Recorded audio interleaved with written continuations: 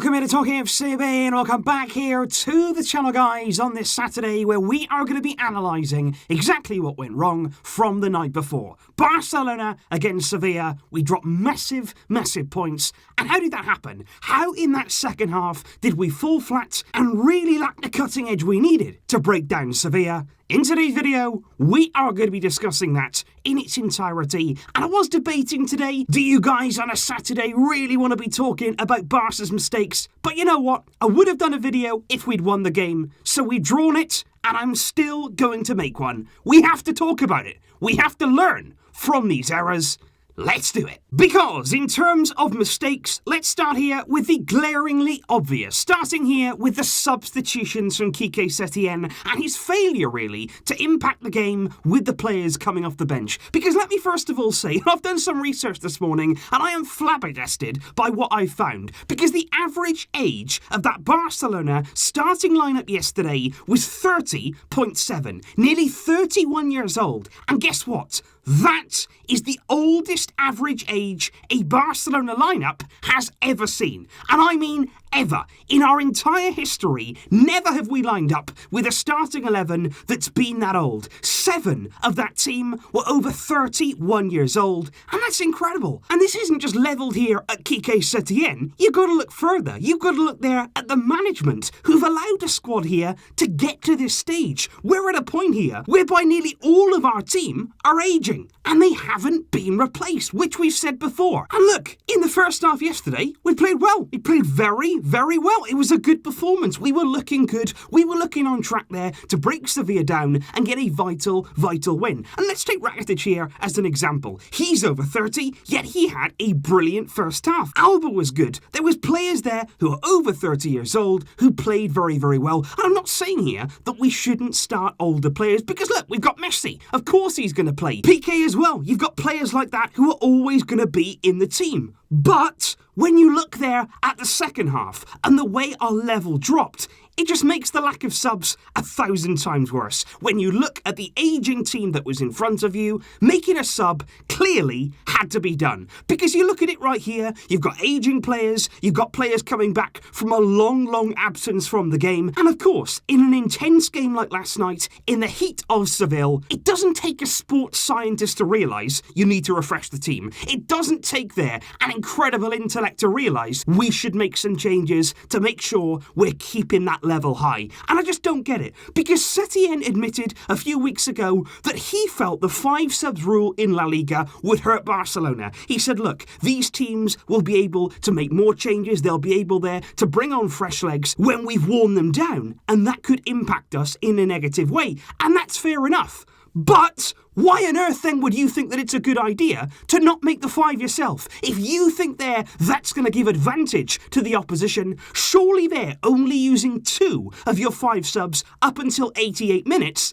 That is terrible. Surely you realise there that is not going to help us. That's only going to enhance what you've said is an advantage there to the opposition. Because by the time yesterday that Sevilla had made 4 changes, we were only just making our second sub. On 80 minutes, Setien brought on Griezmann, and by that point, Sevilla had changed the game in their favour. They were bringing on fresh legs. They were looking energetic on the counter-attack. And I just found it baffling yesterday that Setien made those mistakes from the bench.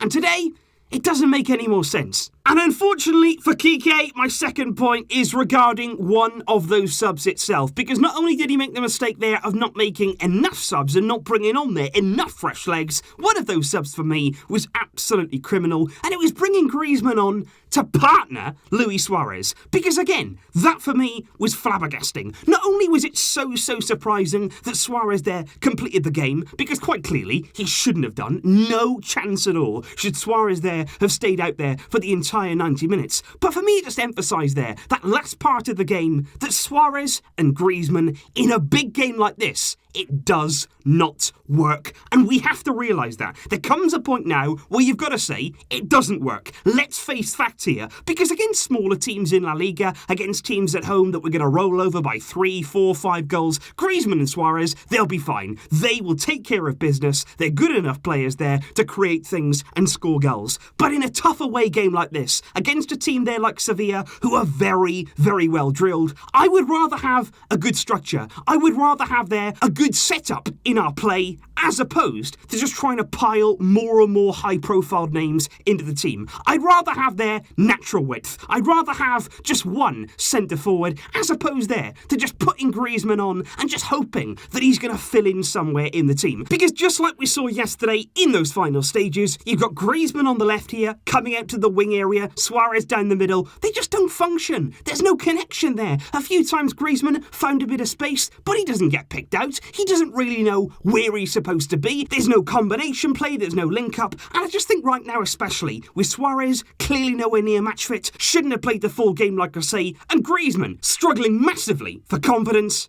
you don't play them both. Not in this game. It didn't work.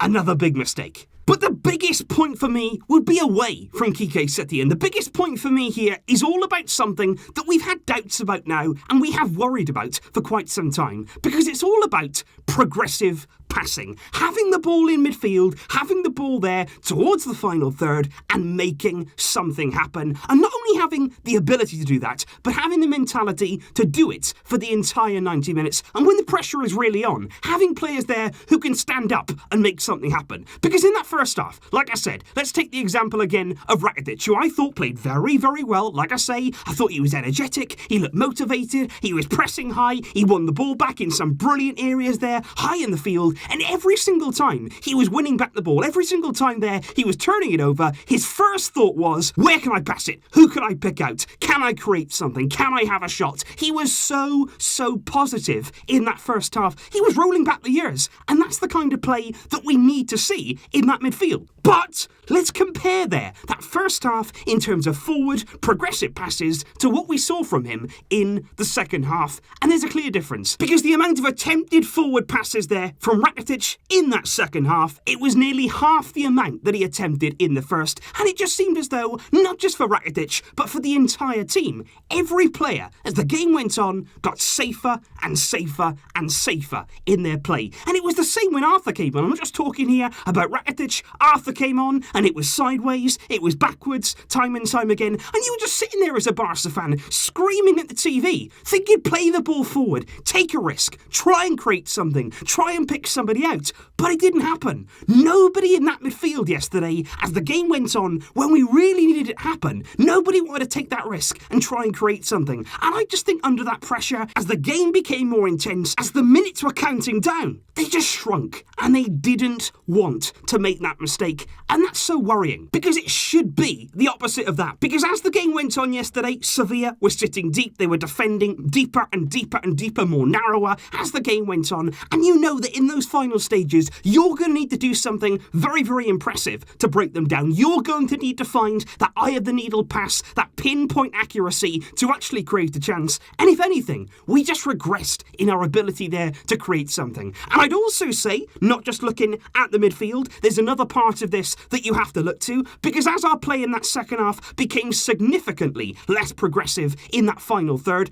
could you then make the case that not only the midfield did shirk the responsibility of making something happen, but you could also say there were significantly less options ahead of them to actually make something happen? Because Braithwaite went off, Arthur came on. With that, we lost some of our width. We lost a great deal there of our threat on the left-hand side, and that run there to try and open up play, we became less balanced. We became much more one-sided in our attacks. And as a result of that, is it any surprise then that the midfield can't find those passes? You can't pick somebody out who's not there. If there's no movement, if there's nobody ahead of you who's making good runs, maybe you can't create what you need. And for me, it's a mix of both. Because I think the midfield must be braver, they must take more risks. We desperately need creativity from midfield and much more of it. But also at the same time, we can't find ourselves in that kind of situation as we were there in the latter stages of the game game where we had no natural width, where we had no natural wide players out on the field. And when you do that, your attacking options, they are significantly reduced.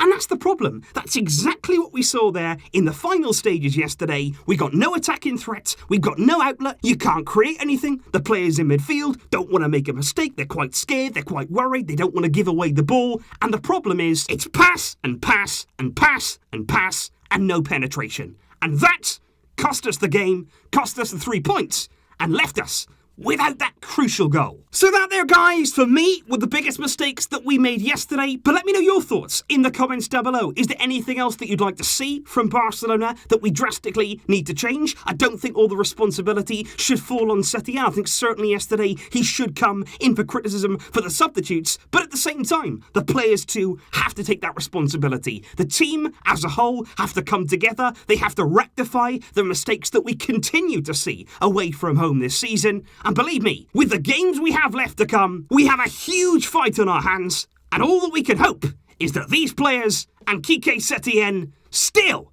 can come out fighting. Thanks indeed, guys, for watching the video today. Thank you here for coming back, even despite a very, very frustrating night in Seville. I will see you soon. The games will come quickly. That's one of the benefits here. Very, very shortly, we're going to be back in action. And of course, keep a close eye on the Anoeta this weekend. Sunday, Real Madrid will head to Sociedad. And now we're in the position where we have to hope for some help. I'll see you soon. But until next time, as always, Visca el Barça.